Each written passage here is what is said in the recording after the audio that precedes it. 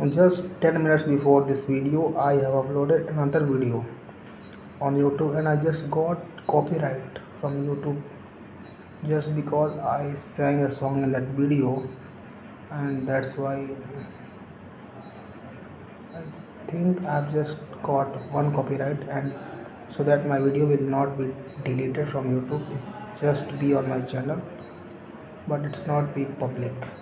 Okay, so that's why in this video I will not going to song and I will not going to sing any song, just लेकिन इसे एक और चीज़ समझ रहे हो तुम, बहन चोद, ये मेरे वीडियो डालते ही जस्ट कुछ सेकंड में पूरी वीडियो को स्कैन कर लिया, उसका जो बोट है या जो भी होगा यूट्यूब का, कि मैंने उस वीडियो में क्या क्या बोला है इसको भी उसने एकदम स्कैन कर लिया, उसने गाना पकड़ लिया भोंसड़ी का और कॉपीराइट दे दिया। तो इससे देखो यार, अगर यूट्यूब पे जितनी भी सारी गलत चीज़ें हो रही हैं ना, तो इसमें कहीं ना कहीं only YouTube is responsible for that, because he has the power to scan all the videos before uploading, but still he is just ignoring all the things, so just why all the responsibilities onto YouTube, but मेरे को क्या है कि मेरे को अपना देखना है। So in this video I will talk about excavation, as I told you earlier in my previous video. So excavation क्या होता है? Excavation is basically a man-made cut, trench, depressor, a man-made cut, trench or depression in earth surface. What does it simply means? कि the removal of soil from earth surface by manually or mechanically, यानी कि जो पृथ्वी का surface होता है उस पर से हम मिट्टी को हटाते हैं, यानी कि खुदाई करते हैं, that is called excavation.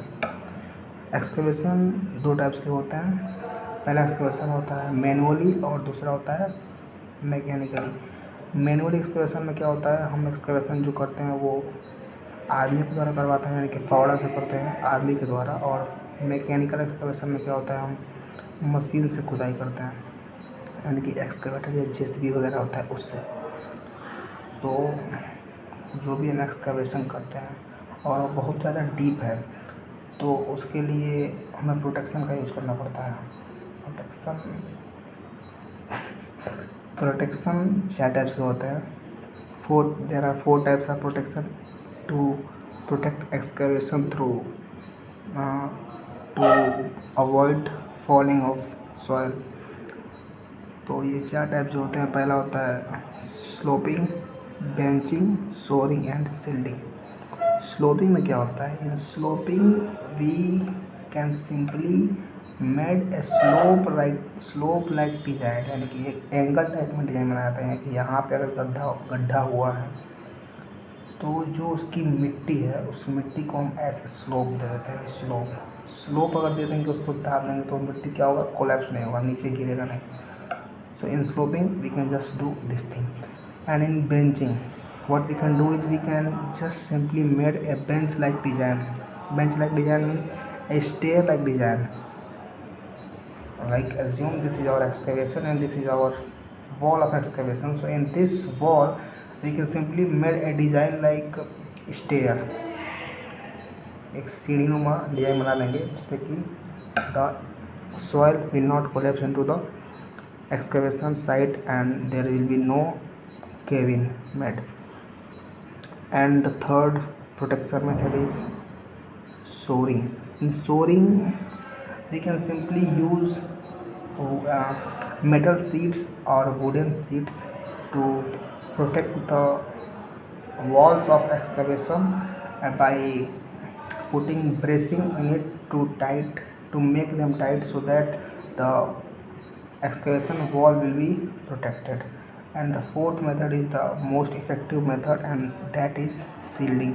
In shielding we simply create a proper safe workplace in excavation site for workers by creating or by protecting all the edges, all the walls of the excavation, and उसके बीच में workers काम करते हैं, और ये सबसे effective method होता है सील्डिंग का, but it will be very costly also. तो ये था 4 मेथड्स जिससे कि हम एक्सकेवेशन वॉल्स को कोलैप्स होने से रोक सकते हैं। ठीक है, अभी इसमें और कुछ था नहीं है।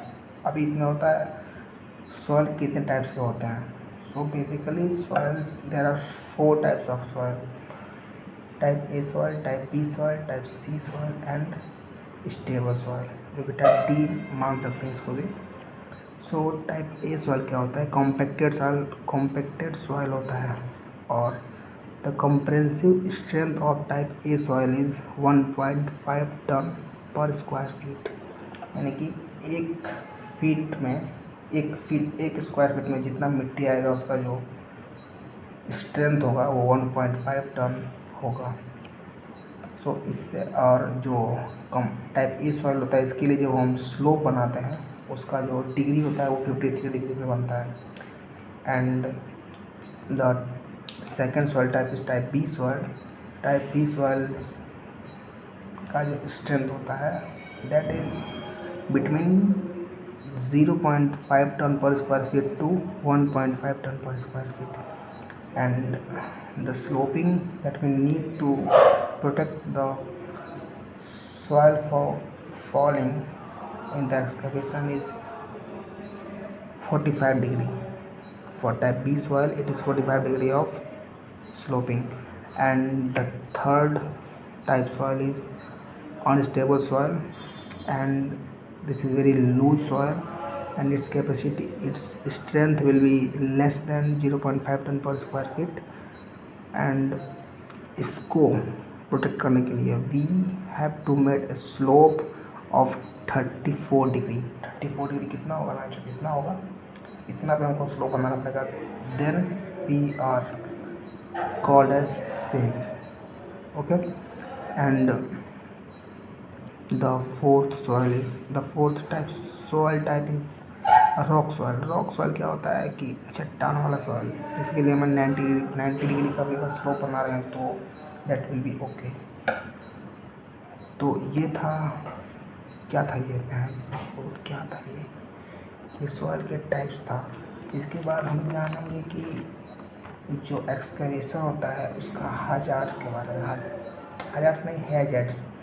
हैजर्ड्स क्या होता है, hazards are basically anything that has potential to cause harm. कोई भी ऐसा चीज़ जिसके अंदर ऐसी क्षमता हो हमें नुकसान पहुंचाने की, उसे हम हैजर्ड्स का नाम दे सकते हैं। तो जब हम एक्सकेवेशन करेंगे तो उसमें भी तो हमें बहुत सारी हैजर्ड्स का सामना करना पड़ेगा। जैसे कि जहाँ जो हमारा पहला हजार्ड होगा that will be underground utilities. Underground utilities क्या हो सकता है, that will be our water pipeline और गैस पाइपलाइन और वाईफाई केबल और इलेक्ट्रिक केबल। अगर if we start direct excavation through excavator without any planning or any scaling to the area, so at that time we can engage with so many hazards and we have to suffer from a lot of losses. That is not okay for our company. So that is why this will be a very main common hazards, that is underground utilities.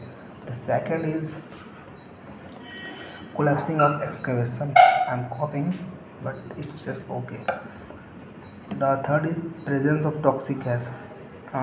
Now the excavation, if excavation is going deeper than 1.2 meters, then it will be considered under the confined space, and confined space itself is a very great type of hazard। इसके अंदर तो बहुत सारे hazard आ जाएंगे। तो toxic gas can be hazard also if there is a structure nearby the excavation, और यहाँ पर एक्सकेवेशन हो रहा है, बगल में कोई बिल्डिंग है, दैट में भी डैमेज आल्सो। और क्या हजार्ड हो सकता है, like this is our excavator, और यहाँ पे अगर वो एक्सकेवेटिंग कर रहा है तो उसके ऊपर अगर there will be any overhead power lines, so it can be a hazard। Falling of vehicles, like if the movement of vehicle means trucks और कोई भी चीज़ जो वहाँ पे अगर चल रहा हो तो उसके वाइब्रेशन की वजह से due to their vibration the excavation walls may be collapse and one another hazard is water accumulation because we don't know in how much depth water comes. So if we do not scan the area and we just started excavation, so there will be a water accumulation and that will be a hazard. Okay, तो ये कुछ हज़ार थे जो कि hazard थे जो कि एक्सकेवेशन के टाइम पे हमें फेस करने पड़ सकते हैं और उससे बचने के लिए we should have protective measures. So वो क्या होता है, we just have to scan the area. First we have to scan the area where we are going to excavating. Okay, उस एरिया को स्कैन करेंगे. We should have a proper drawing of all the area and where the proper utilities जहाँ पे हो वहाँ पे एक हम मार्क भी लगा सकते हैं कि वहाँ पे हमको एक्सकेवेशन नहीं करना क्योंकि वहाँ पे अंडरग्राउंड यूटिलिटीज़ हैं. ठीक है, और अगर हम वहाँ पे एक्सकेवेशन करेंगे तो सिंपली जैसे हमने पहले बात किया है that we must use all the protection methods like shoring, shielding, sloping and benching. इन सब का हमें यूज करना है एक्सकेवेशन करने के टाइम पे. गैस टेस्टिंग करेंगे क्योंकि अगर excavation going deeper than 1.2 meter, so it will be considered as confined space. और confined space में तो simple we have to test the gas first. After that we can go into it and start our work. Okay. The another protection method is hard barricading the area. Like where excavation is going on, we have to protect that area by hard barricading and by putting signages that excavation is going on here, keep away from this area. Okay, and avoid vehicle movements. जो भी vehicle movements हो रहे हैं वहाँ पे उसको avoid करेंगे. अगर excavation is going on just beside a road, so we have to provide an alternate road for public. And this is all about excavation. This video is good. This video will be a little bit लंबा. so मुझे क्या है जो मैं तो कल video बनाया नहीं था तो आज बना रहा हूँ.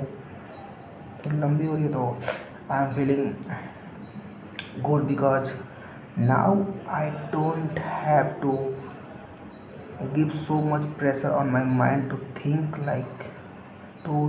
about words, because I think I have a lot of words in English to just talk randomly on any topic.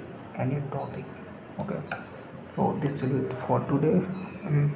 मेरे पास कोई शायरी भी नहीं है यार, क्या बोलूँ अभी. जाते जाते कुछ बोलना चाहता हूँ but I don't have anything to talk. I think therefore I M.